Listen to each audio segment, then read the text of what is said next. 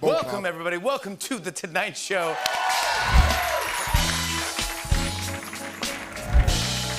Big news today as Pfizer announced that a low dose of its vaccine is safe and effective for kids ages 5 to 11.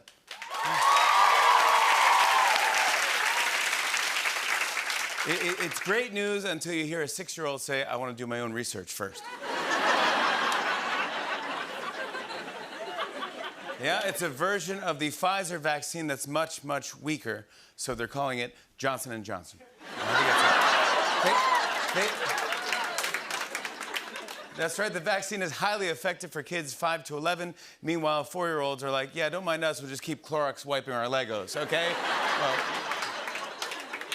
of course, a lot of kids will get the vaccine, while a small minority will insist on taking pony dewormer.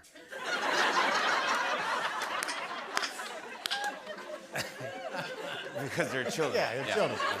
Not horse dewormer. That's correct, yeah. Well, this is big news. Pfizer decided to get the word out with a new ad, so I'm not sure they're sending the right message. Take a look at this. We here at Pfizer are dedicated to improving the lives of our customers, whether it's through our popular vaccine, soon to be available to children, or through the thing the rest of you know us for, Viagra. Pfizer, we helped you make your kids. Now let us keep them safe. Interesting. Very interesting.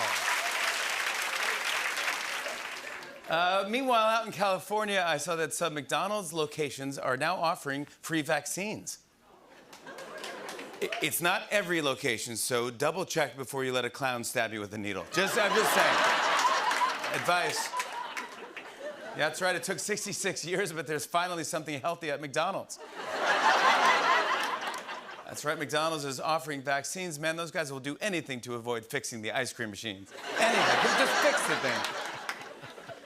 Well, guys, this week, world leaders are here in New York City for the United Nations General Assembly.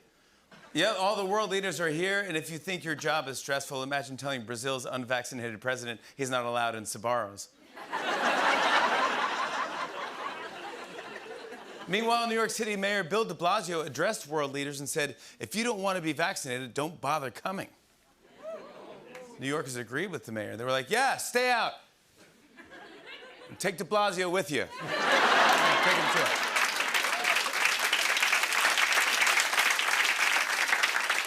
Well, some more news here. I saw that former President Trump is trying to find someone to replace Mitch McConnell, even though the GOP still supports him. So I guess now he's trying to compromise by finding someone who's similar to McConnell.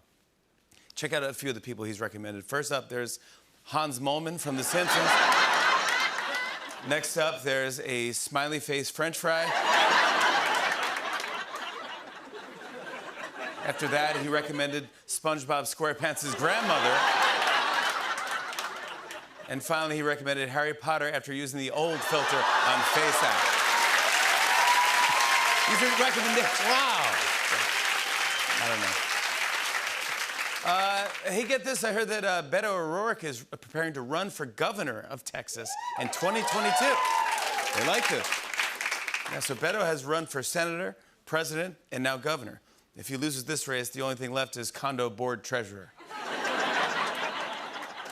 And finally, 2 men in Australia were arrested after they were caught crossing the border with $100,000 and a trunk full of KFC. Say what you want, but that cash will never not smell like fried chicken. It's a very busy time in New York City because the UN General Assembly is officially underway. Yeah, more than 100 foreign leaders are in town to address the assembly, while some are just here to pick up a fiancé for 90 days. I love when the UN General Assembly is in session. There's no greater joy than watching the president of Romania walk into the M&M store. Seriously, when else are you going to spot the president of Latvia holding one of those restaurant buzzers outside Bubba Gump Shrimp? It's like, our table's ready, let's go. Of course, the main focus of this year's General Assembly is fighting COVID. Yep, nothing like holding a super spreader event to tackle a pandemic. There's actually some real concern about the General Assembly turning into a super spreader event because, and this is real, the UN is using the honor system to check vaccinations.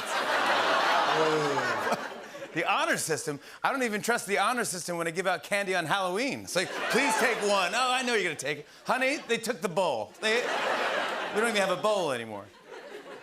Next, the UN's gonna be like, we believe further conflict with the Taliban will be avoided thanks to our latest pinky promise. The first leader to speak this morning and address the pandemic was none other than the unvaccinated president of Brazil, Jair Bolsonaro. Yeah, that's like attending a weight loss conference and hearing, please welcome our first speaker, Colonel Sanders. After Bolsonaro spoke, President Biden then made his address to the UN General Assembly. It was the first time he spoke to a room full of world leaders, confidently knowing that they didn't have him on mute.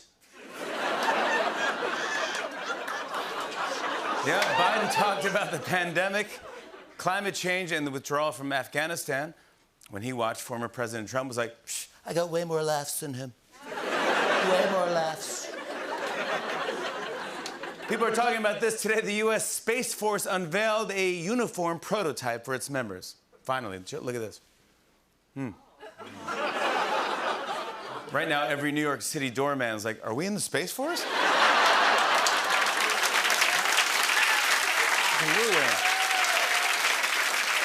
Can you see it again, Rick? It looks like a line cook being yelled at by Gordon Ramsay. Go to space with you, donkey! Go to space! Seriously, by the time you button up that jacket, the space war is gonna be over, you know? Yeah, that is the new uniform until Jeff Bezos buys the Space Force and turns it into this. I love that. He looks like a mashup of Buzz Lightyear and Woody, doesn't he? Here's some good news. Johnson & Johnson announced its COVID booster shot is 94% effective when given 2 months after the first dose. People who got the J&J were like, yeah, that would have been nice to know about 3 months ago. Actually, everyone who got J&J was like, we already got boosters. They're called Moderna.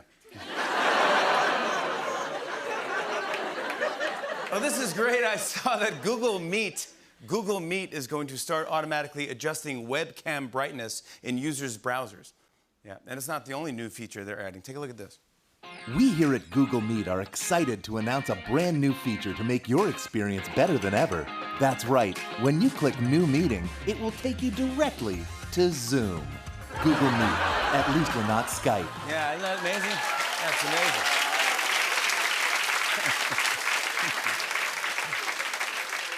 And finally, a pair of 107-year-old sisters in Japan just claimed the title of world's oldest identical twins. Yeah, and just to creep people out, they stand in the hallway of their retirement home and say, come play with us. Today is officially the first day of fall. Of course, some people are sad that summer's over, but good news, thanks to climate change, it's not.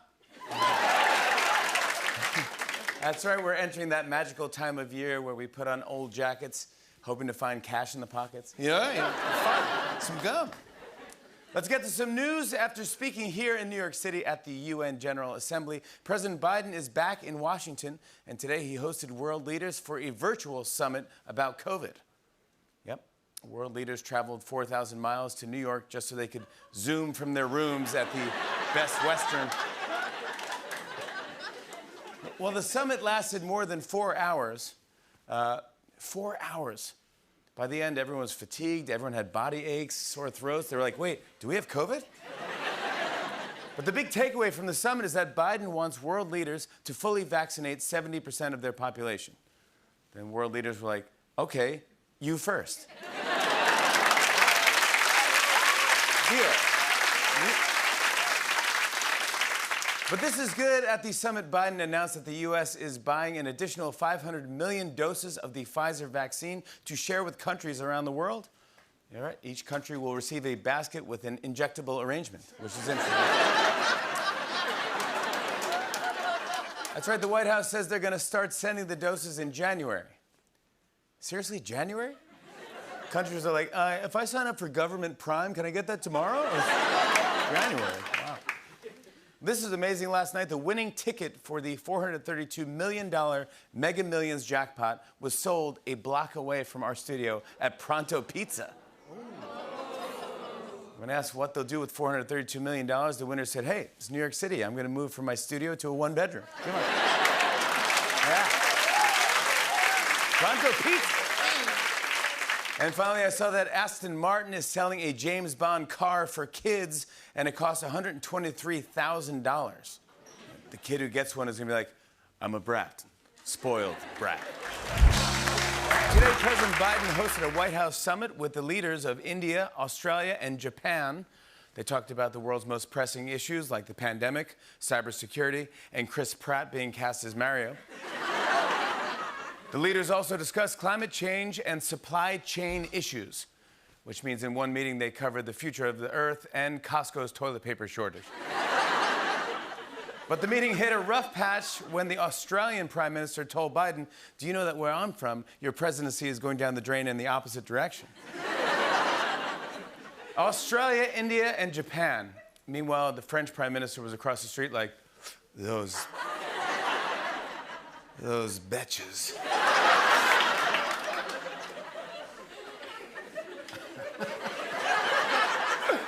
Some more news.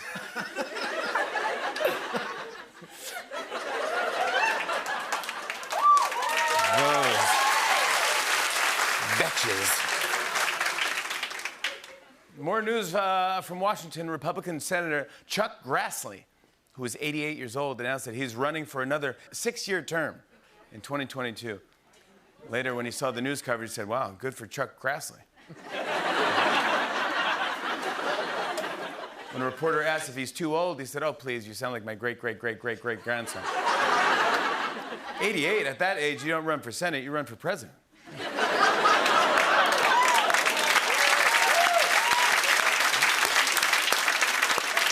Preach! Good for Chuck Grassley. I'm Chuck Grassley. This is fun. I saw that Prince Harry and Meghan Markle are here in New York, and they started off their trip by meeting with Governor Kathy Hochul. At the meeting, Prince Harry told the New York governor, I won't ask about your Andrew if you don't ask about mine.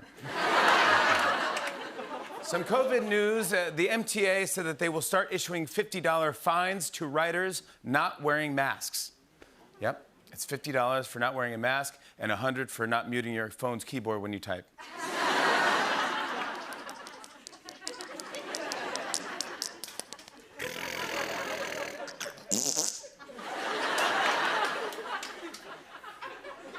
Those bitches.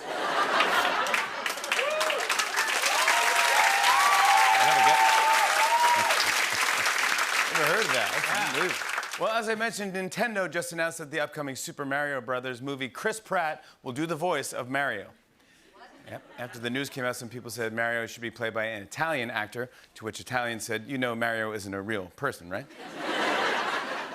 Yep, Chris Pratt voicing Mario is an interesting choice, but turns out they considered a lot of other people first, and we actually got our hands on the audition reel. Really? Yeah, take a look at this. It's a me, Mario, and nothing's more important to me than family. Luigi is my family, so is Toad. Just because Toad doesn't look like me doesn't mean we're not family. What's up? I'm Mario. Oh, my bad. I mean, my name is Mario. Wait, that's not right either. I meant to say, it's a me, Mario. That was awesome. It's a me, a Mario, and I will look for you. I will find you, and I will kill you. Oh yeah, it's me and Mario. Gonna go over to the Goomba and zoom the Roomba while I go down to the Koopa Doopa.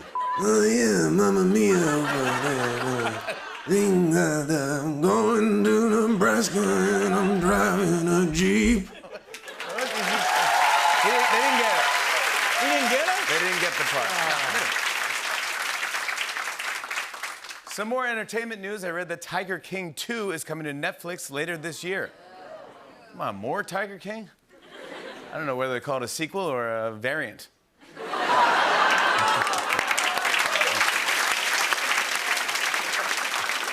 Some business news. Uber Eats just introduced a new feature that lets customers use emojis to search for the food they want. It's the only time you can text an eggplant and actually wind up with an eggplant.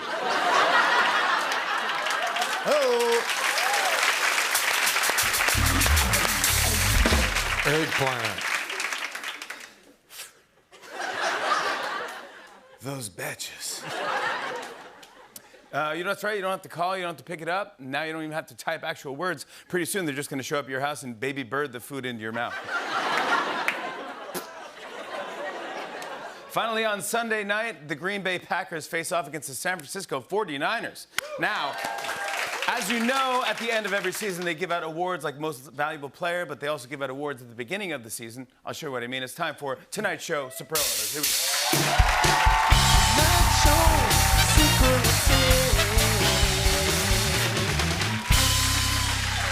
Our first player is from the 49ers, Jake Brendel.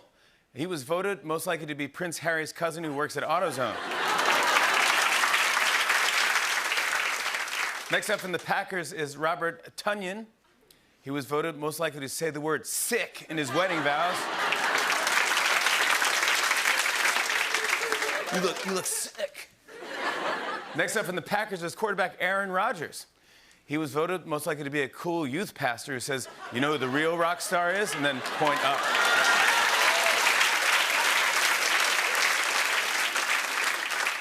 Next up in the Packers is Dean Lowry. He was voted most likely to say, "Oh, this is my favorite movie," when someone points a laser pointer at the wall. My favorite character is Dot. Next from the 49ers is Mitch Wisnowski. He was voted most likely to have appeared in every season of The Bachelorette without anyone noticing. I think I know that guy. Next up from the Packers is Billy Turner. He was voted most likely to get whiplash from a low door frame.